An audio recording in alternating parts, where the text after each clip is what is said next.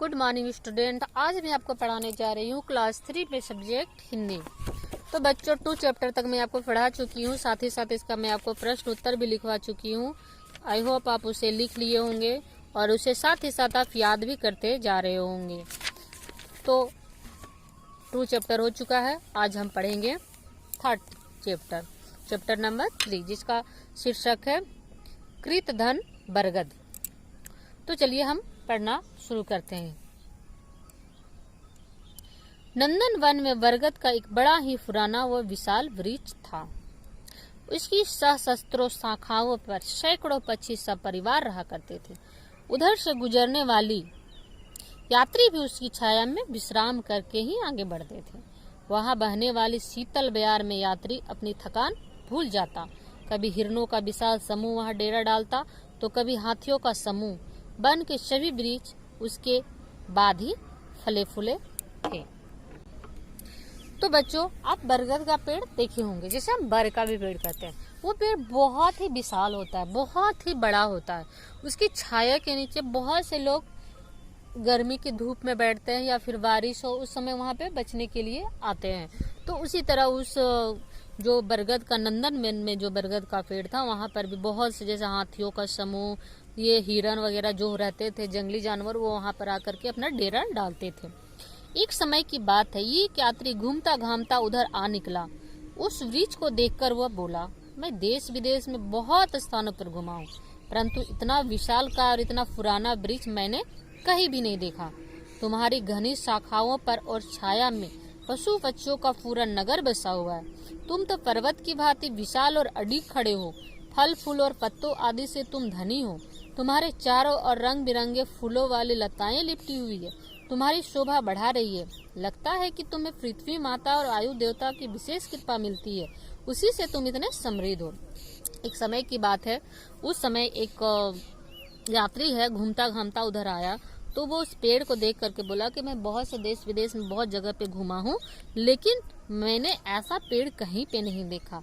लगता है तुम्हारी जो ये समृद्धि जो है, इतनी जो तुम फले फूले हो, इसमें किसी वायु देवताओं की विशेष कृपा मिलती है, या फिर तुम्हें पृथ्वी माता और वायु देवता दोनों की विशेष कृपा है, तभी तो तुम इतने बड़े हो, फले फूले हो।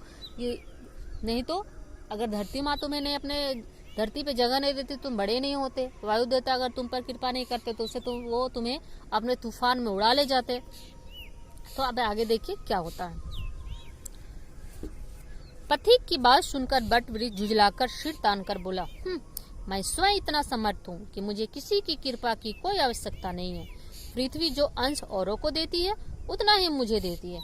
रही बात वायु की, वह मुझ पर क्या कृपा कर सकती है। मैं ही अपनी शाखाओं और पत्तों के द्वारा चलने में उसकी सहायता करती हूँ।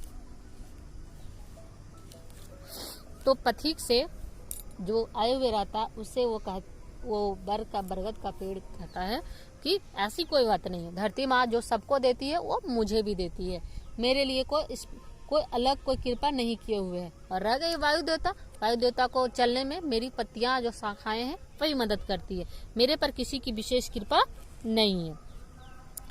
पथिक को बरगद की बातें अच्छी न लगी। वह बोला, बट देवता, तुम्हें कृतधन नहीं होना चाहिए। परंतु आवेश में बरगद बड़बड़ाता ही रहा। तो सबसे पहले आप जानिए कृतधन का मतलब क्या होता है। कृतधन का मतलब होता है जो किसी के उपकार को नहीं मानता है, और बरगद भी वही काम कर रहा था। वो धरती माँ और वायु देवता के कृपा को नहीं मान रहा था, लेकिन कुछ भी पथिक बोल रहा था, पर बरगद का पेड़ नहीं सुन रहा था। वो अपने ही धुन में बड़बड़ाता जा रहा था।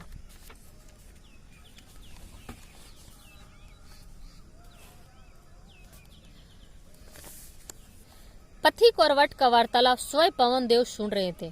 उन्हें यह बात बहुत बुरा लगा। उन्होंने सोचा कि दुष्ट को सबक सिखाना ही चाहिए। उन्होंने पृथ्वी से कहा, देखा तुमने जिसे तुम अपना अंश दे देकर पाल रही हो, वो कितना नीच बन रहा है। इसे कुछ दंड देना ही चाहिए। वो पथिक वो राही जो बैठा हुआ था उसके पेड़ के नीचे, जो बरगद से बात कर रहा था, वो दोनों की बातचीत स्वयं पवन देव यानी कि हवा सुन रहे थे। उन्हें बहुत बुरा लगा। वो चाहते हैं, वो पृथ्वी से कहते हैं कि ये बहुत घमंडी हो गया है, हमें इसे सजा देनी चाहिए। तो वो पृथ्वी से बात करते हैं। पृथ्वी बोली, मैं इसे यदि दंड देने की सोचूंगी तो जो अंश उसे देती हूँ उसमें कमी करूंगी। इससे निश्चय ही सूखकर यह जड़ से उखड़ जाएगा। आप भी इसे कुछ दंड दीजिए। तो पृथ्वी कहती है कि जो अंश मैं इसे देती हूँ मैं इसे अब देना बंद कर देती हूँ, और जब मैं ऐसा करूंगी तो ये अपने आप सूख करके गिर जाएगा, और इसी तरह का कोई दंड आप भी दीजिए। तो बच्चों, आज हम यहीं तक पढ़ेंगे। अगली क्लास में इस कहानी को हम पूरा करेंगे।